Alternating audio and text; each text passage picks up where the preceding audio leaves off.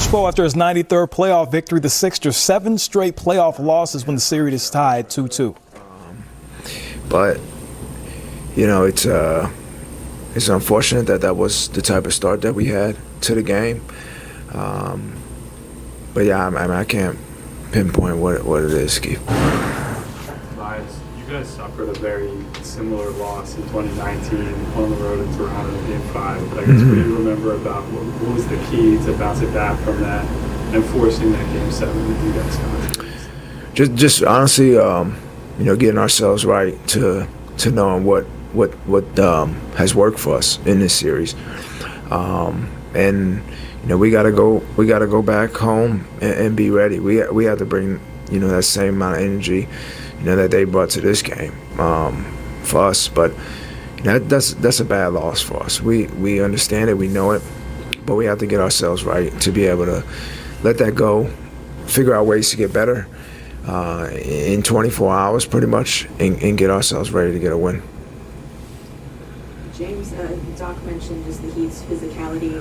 Kind of disrupting you guys offensively. Just how specifically do they use that physicality to kind of make it so you can't get to your spots on offense and run the stuff that you guys want to run?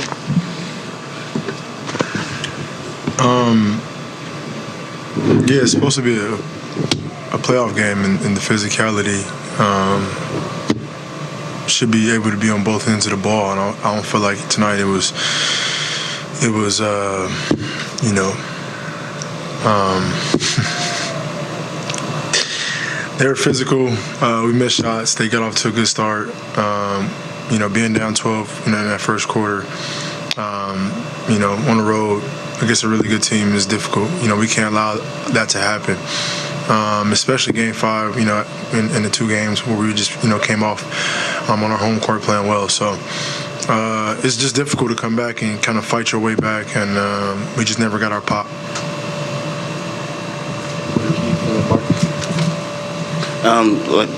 I guess you said, you know, they were physical. Do you get the sense that y'all couldn't be as physical as they were? No comment. James, Doc used the words they were a lot more engaged, and he said that was on him and the players. Do you agree that you guys weren't as engaged as the Heat were tonight? Yeah, like from the jump though. You know what they got? 31 points in that first quarter. You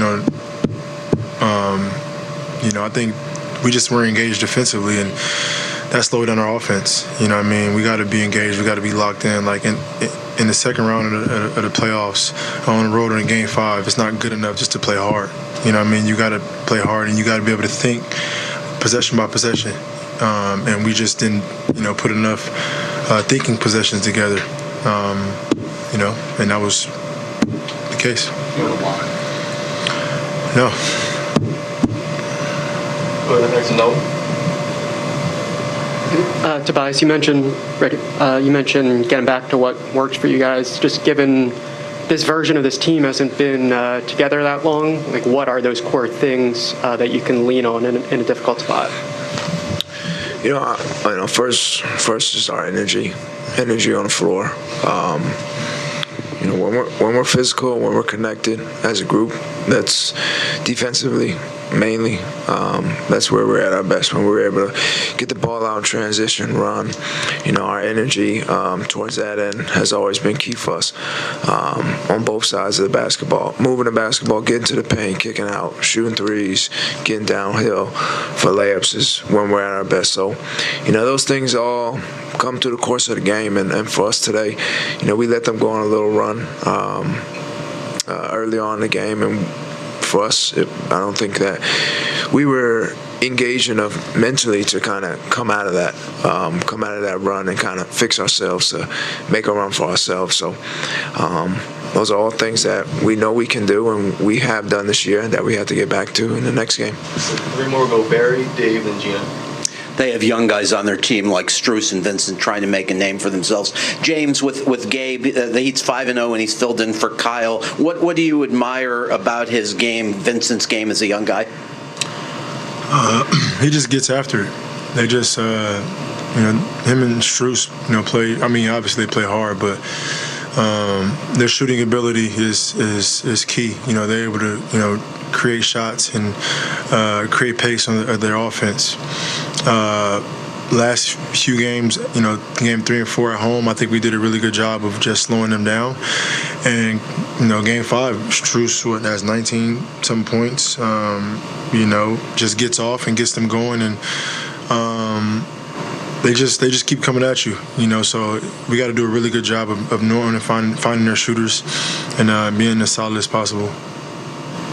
James, you guys have had a lot of success this series, like in the half court, getting them moving, and then attacking, whether passing off the dribble. How do you get back to that? What that wasn't necessarily there tonight? And just get to it. But it's difficult, like I said before, when you're playing against a set defense every possession. Like we got 19 points in that first quarter. We didn't get any stops. And that's the start of the game. That's going to carry over throughout the course of 2, 3, 4 in the fourth quarter. And we didn't do that, So it's difficult to play against a half-court defense possession by possession, especially, on the road. We get stops now instead of playing against a half-court defense every possession, maybe every once in a while, So I feel like that was key for tonight. Tobias, when Joel got popped in the face at that one point in the first half, was that kind of just a reminder of everything he's trying to play through right now? Yeah, for sure. That's one go to Rich. James, with the way they're guarding Joel, kind of trying to deny him the ball, do you think it's a mix of trying to get him the ball in better spots, but also maybe getting the balls to guys like Tobias, Tyrese, some of the other guys who they're maybe selling out against Joel? You talking about me passing them the ball? Just your whole offense at all. Like your whole offense with the way they're defending Joel very aggressively. What are you asking me?